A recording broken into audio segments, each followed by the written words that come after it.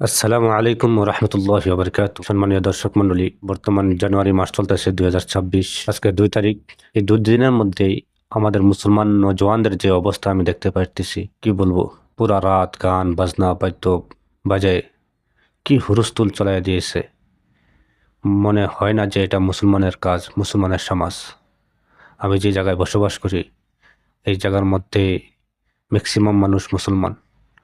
Maximum আমাদের গাঁয়ের আশপাশে 10-12টি গাঁও শুধু মুসলমানদেরই গাঁও। এই গাঁয়ের মধ্যে অন্য কোনো ভিন্ন জাতি নয়, শুধু মুসলমান।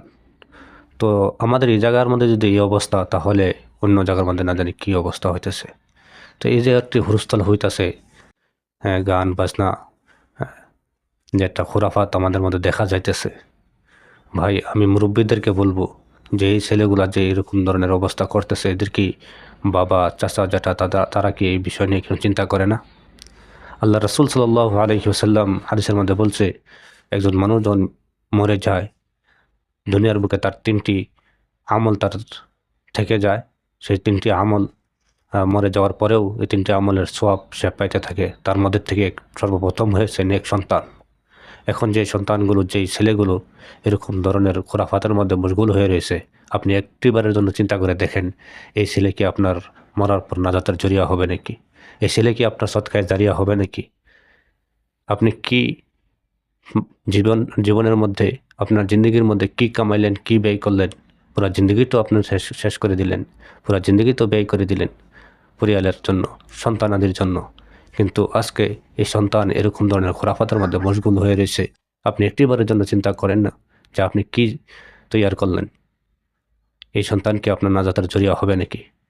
অল্প চিন্তা করেন আর সন্তানদেরকে, ছেলেদেরকে আপনি বাধা দেন।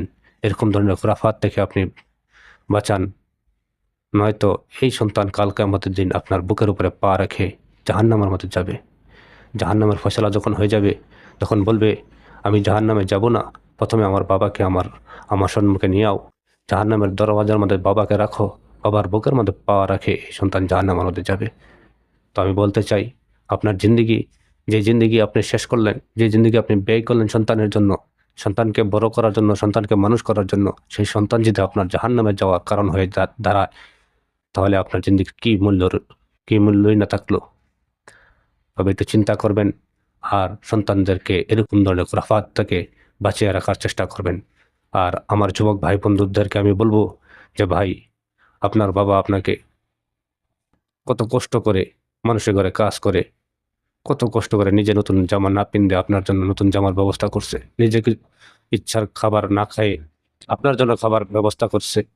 কত কষ্ট করে নিজের শরীরের ঘাম মাটিতে ফেলিয়ে উপার্জন করে আপনাকে লালন পালন করে বড় করছে, লালন পালন করে আপনাকে মানুষ করেছে।